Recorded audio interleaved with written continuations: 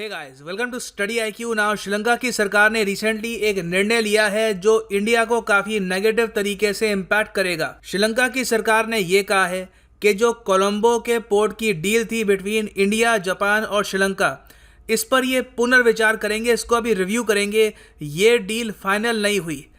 अब अगर ये डील रुक जाती है, इंडिया को कोलंबो पोर्ट में हिस्सा नहीं मिलता, तो इंडिया के लिए ये बहुत बड़ा सेटबैक होगा। डिस्कस करेंगे क्यों, बहुत कुछ आपको जानने को मिलेगा इस वीडियो में। So I lot to know, lot to discuss as always. But before we begin, go to Google Play Store और यहाँ पे आप डाउनलोड कर सकते हैं स्टडी आईक्यू एजुकेशन ऐप, जहाँ पर आप परचेज कर सकते हैं हमारे various course including our flagship UPSC course, जिससे आप घर बैठे या कहीं भी आईएएस की तैयारी कर सकते हैं। इस कोर्स के लिए ईएमआई ऑप्शन भी अवेलेबल है। और स्टडी आईक्यू एजुकेशन की हर वीडियो की नोटिफिकेशन पाने के लिए make sure to subscribe and press the bell icon button. अब यहाँ पे आप देखोगे ये है श्रीलंका।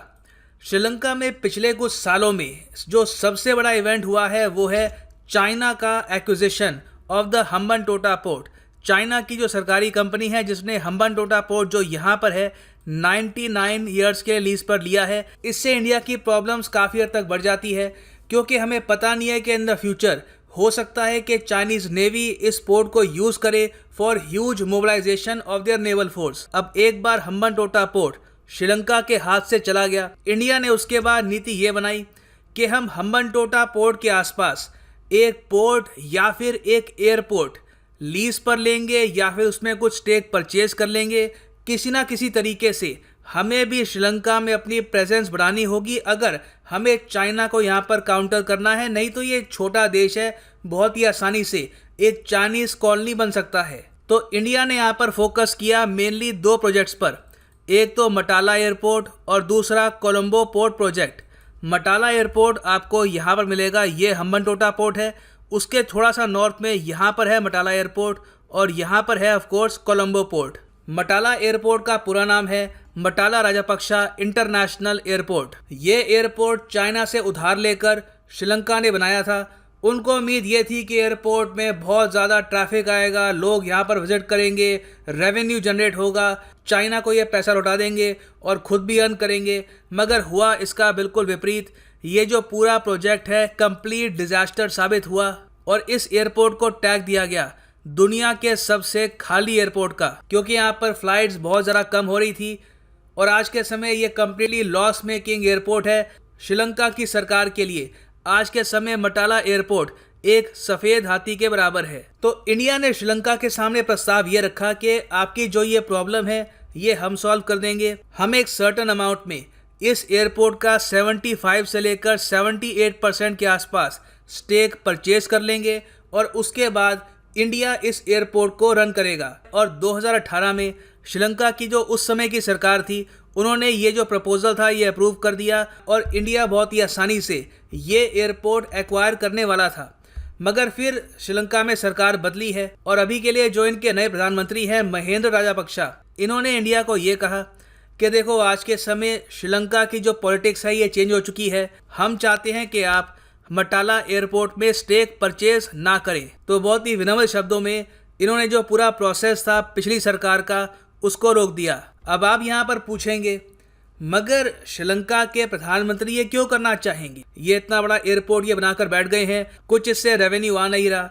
इंडिया अगर यहाँ पर मेजॉरिटी स्टेक परचेज करता है तो इससे पहली बात तो श्रीलंका को मिलेगी फॉरेन करेंसी, उससे श्रीलंका अपने डेट थोड़े बहुत पे ऑफ कर सकता है, सारे नहीं मगर कुछ इनको रिलीफ मिलेगा। पर देखो श्रीलंका में आज के समय बात आ चुकी है सेल्फ रिस्पेक्ट की। जिस तरीके से हम्बनटोटा पोर्ट के बारे में हम लोग इंडिया में डिस्कस करते हैं, श्रीलंका में भी काफ़ी डिस्कशन हुआ कि किस तरीके से इन्होंने इतना कर्ज ओढ़ लिया कि इन्हें अपना एक पोर्ट लीज पर देना पड़ा फॉर 99 ईयर्स। तो ये बात श्रीलंका में काफ़ी डिस्कस करी गई और 2019 में जो चुनाव हुए हैं श्रीलंका में, वहाँ पर जो पार्टी जीत कर आई है उसने वादा ये किया था कि देश का जो स्वाभिमान है, श्रीलंका का जो स्वाभिमान है, इसको हम मेंटेन करेंगे। पुरानी सरकार ने जो भी हमारे नेशनल एसेट मतलब के बंदरगाह, एयरपोर्ट जो खोने थे खो दिए, अब हम इन द फ्यूचर ऐसा नहीं होने देंगे। और अपने मैनिफेस्टो में उन्होंने ये भी बोला कि जो हम्बनटोटा पोर्ट जा चुका है उसको भी हम वापस लेने की कोशिश करेंगे। हालांकि उस पर अभी श्रीलंका ने कुछ काम स्टार्ट किया नहीं है, मगर इन्होंने ये ज़रूर कर दिया है कि इंडिया के लिए दरवाजे बंद कर दिए हैं नए प्रोजेक्ट्स एक्वायर करने के लिए। तो जो श्रीलंका की इंटरनल पॉलिटिक्स है उसकी वजह से इंडिया का जो एक्विजिशन था ऑफ द मटाला एयरपोर्ट आज के समय बहुत ही मुश्किल लग रहा है। अब लग नहीं रहा कि इंडिया इसको एक्वायर कर पाएगा, क्योंकि श्रीलंका की सरकार बिल्कुल इसके विरोध में है। यहाँ पे आप देख पाओगे ये महेंद्र राजापक्षा की स्टेटमेंट है। दे मतलब कि जो पिछली सरकार थी, sold the port but the airport could not be sold during my recent visit to India in February and also by the president I told them please do not take it. मतलब कि airport आप purchase मत कर लो, ये मेरे village में located है, मतलब कि मेरी कॉन्स्टिट्यूंसी में है। कल को मैं चुनाव का भाषण दूंगा तो मैं वहाँ पर क्या बोलूँगा कि मैंने वादा किया था कि जो नेशनल एसेट है वो बिकने नहीं देंगे, और जो मेरे विलेज का एक पोर्ट है, एयरपोर्ट है, दोनों बिक चुके हैं। तो इसलिए इन्होंने इंडिया को रिक्वेस्ट करी कि आप लोग अभी के लिए एयरपोर्ट को भूल जाओ। तो अब एयरपोर्ट के बाद हम आते हैं बंदरगाह पर, कोलंबो पोर्ट पर। अब कोलंबो पोर्ट का भी प्रस्ताव इंडिया और जापान लेकर गए थे श्रीलंका की पिछली सरकार के पास। तो इंडिया ने ये यहाँ पर कहा कि इंडिया और जापान दोनों मिलकर कोलंबो पोर्ट का जो ईस्टर्न टर्मिनल है, देखो यहाँ पर ये पोर्ट अपने आप में बहुत बड़ा है, इसके बहुत सारे टर्मिनल हैं, इसका जो ईस्टर्न मोस्ट टर्मिनल है वहाँ पर इंडिया और जापान मिलकर 49% स्टेक खरीद लेंगे। जो मेजॉरिटी स्टेक है वो श्रीलंका की जो पोर्ट की कंपनी है, कोलंबो पोर्ट की कंपनी, उसके पास ही रहेगा। तो ये इंडिया का प्रस्ताव था और इसको लेकर एक मेमोरेंडम ऑफ अंडरस्टैंडिंग भी साइन हो चुका था। मगर अब अचानक से श्रीलंका की सरकार ने कहा है कि नहीं, वो जो MOU साइन किया गया था इस पर हम पुनर्विचार कर रहे हैं, हम एग्री नहीं करते इस डील को लेकर। अब सवाल यहाँ पर यह आता है कि ये पुनर्विचार क्यों कर रहे हैं? 49% स्टेक में भी श्रीलंका की सरकार को क्या प्रॉब्लम है? देखो यहाँ पर उनकी सरकार को प्रॉब्लम नहीं है। यहाँ पर क्या हो रहा है कि इस पोर्ट के आसपास जो लोग हैं, जो यहाँ पर काम करते हैं, वो इकट्ठा हो गए हैं और वो विरोध कर रहे हैं इस एक्विजिशन का।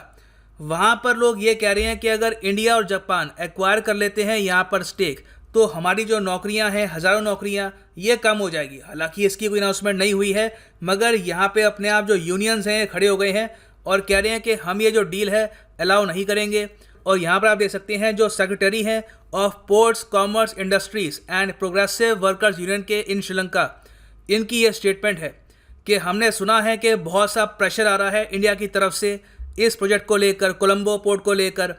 ये फिर आगे कहते हैं मगर हम इंडिया की कोई प्रोविंस नहीं है, हम एक स्वतंत्र देश हैं और हम किसी की ट्यून्स पर नहीं नाचेंगे।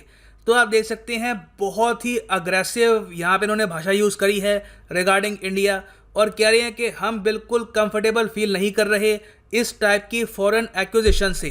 तो सिंस श्रीलंका की जो जनता है, यहाँ पर बहुत सारे लोग हैं, यही इसका विरोध कर रहे हैं। तो जो उनके प्रेसिडेंट और प्राइम मिनिस्टर हैं यहाँ पर श्रीलंका में, उन्होंने डिसाइड किया है कि इस पूरी डील को ये रिव्यू करेंगे। और अभी के लिए जब मैं वीडियो रिकॉर्ड कर रहा हूँ, लग रहा है कि कोलंबो पोर्ट की जो डील है ये भी खतरे में है, इसको भी आगे बढ़ने में प्रॉब्लम आ सकती है। अब देखो यहाँ पर एक लार्जर पिक्चर को आप नोटिस करोगे तो साफ लग रहा है कि जो भी यूनियंस यहाँ पर विरोध कर रही हैं, जो लोग यहाँ पर विरोध कर रहे हैं, कहीं ना कहीं उनको चाइना की इनडायरेक्ट बैकिंग है। और ना सिर्फ लोगों को, चाइना का जो इन्फ्लुएंस है ये श्रीलंका पर भी बढ़ गया है आफ्टर कोविड-19।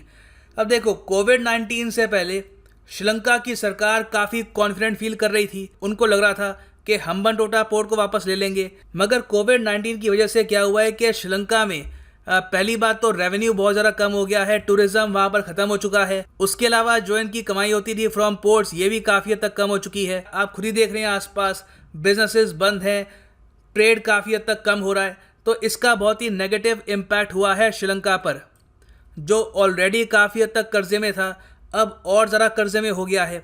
तो इनको इमरजेंसी में कुछ और लोन चाहिए थे ताकि ऑलरेडी जो इनकी किस्तें चल रही हैं इसको ये रीपे कर पाएँ।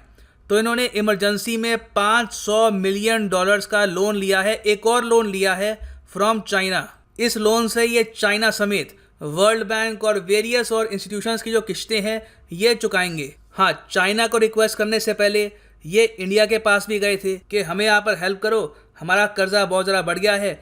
मगर उस वक्त जून के महीने में इंडिया ने इतना कोई इसका रिस्पॉन्स दिया नहीं, तो ये इमीडिएटली चले गए चाइना के पास। मगर अब इंडिया फाइनली जाग गया है। जैसे ही चाइना के साथ डील हुई है, इंडिया ने कहा है कि नहीं बिल्कुल हम भी श्रीलंका की हेल्प करेंगे। एस जयशंकर साहब ने स्टेटमेंट दी है कि जो श्रीलंका की लोन की प्रॉब्लम है इसको हम रिव्यू कर रहे हैं और बिल्कुल किसी तरीके से हम श्रीलंका की हेल्प करेंगे। अब ये कैसे होगा? मोस्ट प्रॉब्ली या तो हम यहाँ पे करेंसी स्वैप करेंगे श्रीलंका के साथ कुछ मिलियंस का, या फिर इनको सॉफ्ट लोन प्रोवाइड करेंगे। मगर प्राइमरली मैं आपको ये बता दूं कि जो इंडिया की हेल्प है मैक्सिमम ज़्यादा से ज़्यादा 400 मिलियन की होगी, मोस्ट प्रॉब्ली इससे कम की होगी, मगर इससे ज़्यादा होने के चांसेस काफ़ी कम है। वेरस चाइना से हेल्प इनको ओवरऑल 1 बिलियन से ऊपर की मिल सकती है।